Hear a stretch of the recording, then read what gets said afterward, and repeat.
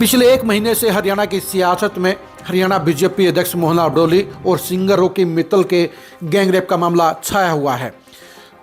हिमाचल प्रदेश के कसौली में हुए इस गैंगरेप के मामले में फंसने के बाद मोहनलाल बड़ोली के इस्तीफे की चौतरफा मांग उठी है। बीजेपी के बड़े नेताओं ने ही बड़ोली को इस्तीफा देने की नसीहत भी दे डाली। बड़े मंत्री अनिल विज सहित दूसरे नेता चाहते थे कि पाक साफ दिखने तक बड़ोली को इस पद से अपना इस्तीफा दे देना चाहिए, लेकिन अब इस हाई प्रोफाइल मामले में नया मोड़ आ गया है, नया पर्दाफाश हो गया है और इस पर्दाफाश को करने का काम किया है इस मामले में ही गिरफ्तार किए गए अमित बिंदल ने। अमित बिंदल बीजेपी के नेता हैं, सोनीपत के रहने वाले हैं और उन्होंने इस मामले में बड़ा खुलासा करते हुए ये पुलिस में बयान दिया है कि इस सारे मामले को अंजाम देने का काम पूर्व सांसद रमेश कौशिक ने किया है, यानी इस सारे मामले के मास्टरमाइंड रमेश कौशिक है। इस मामले में अमित बिंदल ने क्या क्या खुलासे किए हैं, ये जानने के लिए आज की इस खरी खरी खबर को आप गौर से देखिए।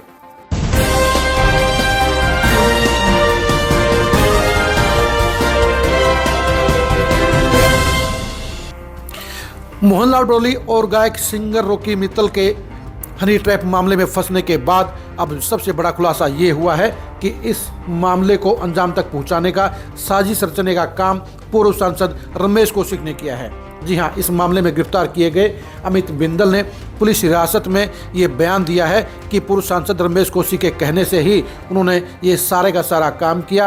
हनी ट्रैप में मोहनलाल बड़ोली और रॉकी मित्तल को फंसाने का काम किया और 50 लाख रुपए देकर उन्होंने महिला को FIR दर्ज कराने के लिए राजी भी किया। यानी इस सारे मामले के पीछे अब रमेश कौशिक खड़े हो गए हैं। इस सारे मामले को अंजाम देने, इस सारे मामले की साजिश रचने, इस सारे मामले की प्लानिंग करने के लिए अब सूत्रधार के तौर पर रमेश कौशिक का नाम उजागर हो गया है। अमित बिंदल ने यह भी खुलासा किया है, यह भी बताया है कि रमेश कौशिक ने ऐसा क्यों किया है। अमित बिंदल का कहना है कि रमेश कौशिक लोकसभा चुनाव में अपनी टिकट कटने से बेहद नाराज हैं। उनको लगता है कि चुनाव से ठीक पहले उनकी आपत्तिजनक वीडियो को वायरल कराने में मोहनलाल बड़ोली का भी बड़ा योगदान था। इसलिए बड़ोली के सियासी करियर को ख़त्म करने के लिए ही रमेश कौशिक ने ये चाल चली, इस कांड को अंजाम देने का काम किया। रमेश कौशिक चाहते थे कि मोहनलाल बड़ोली दूसरी बार बीजेपी के अध्यक्ष न बने, इसलिए पार्टी के संगठन के चुनाव के बीच में ही ये FIR दर्ज कराई गई और मोहनलाल बड़ोली के खिलाफ ये चक्रव्यूह रचने का काम किया गया। यानी रमेश कौशिक चाहते थे कि FIR दर्ज होने के बाद बड़ोली का सियासी करियर खत्म हो जाए, बीजेपी हाईकमान उन्हें प्रदेश अध्यक्ष के पद से हटा दे और दूसरी बार अध्यक्ष बनने का उनका चांस खत्म हो जाए। इस लक्ष्य को हासिल करने के लिए ही रमेश कौशिक ने अमित बिंदल को आगे किया और अमित बिंदल ने भी रमेश कौशिक के लालच में फंसकर इस सारे के सारे चक्रव्यूह को अंजाम दिया। यानी हनी ट्रैप के मामले को आगे बढ़ाने का काम किया। उनके मोहनलाल बड़ोली के साथ पहले से अच्छे रिश्ते थे और इन रिश्तों का फायदा उठाते हुए ही अमित बिंदल ने कसौली में मोहनलाल बड़ोली और गायक रॉकी मित्तल को इस हनी ट्रैप में फंसाने का काम किया। यानी सारे के सारे इस मामले को प्लान करने का काम रमेश कौशिक का रहा और सारे मामले को अंजाम तक पहुंचाने की जिम्मेदारी अमित बिंदल की रही।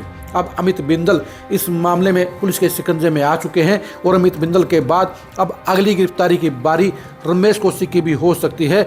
यानी पार्टी हाईकमान का इशारा मिलते ही, ग्रीन सिग्नल मिलते ही बीजेपी के इस पूर्व सांसद के खिलाफ पुलिस शिकंजा कस सकती है, उन्हें गिरफ्तार करने का काम कर सकती है। यानी अमित बिंदल के इस इकरारनामे के बाद रमेश कौशिक के ऊपर गिरफ्तारी की तलवार लटक गई है। अगले कुछ दिनों में रमेश कौशिक को गिरफ्तार किया जा सकता है। यानी रमेश कौशिक की जहां सियासत पहले से ही खत्म हो चुकी थी, अब उनके सामाजिक रसूख को भी अब तगड़ा झटका लगने वाला है। उनकी गिरफ्तारी कभी भी हो सकती है। यानी अब बड़ोली मामले का पर्दाफाश हो गया है और इस सारे के सारे कांड का सूत्रधार पूर्व सांसद रमेश कौशिक निकले हैं और रमेश कौशिक अब इस मामले में फंस गए हैं।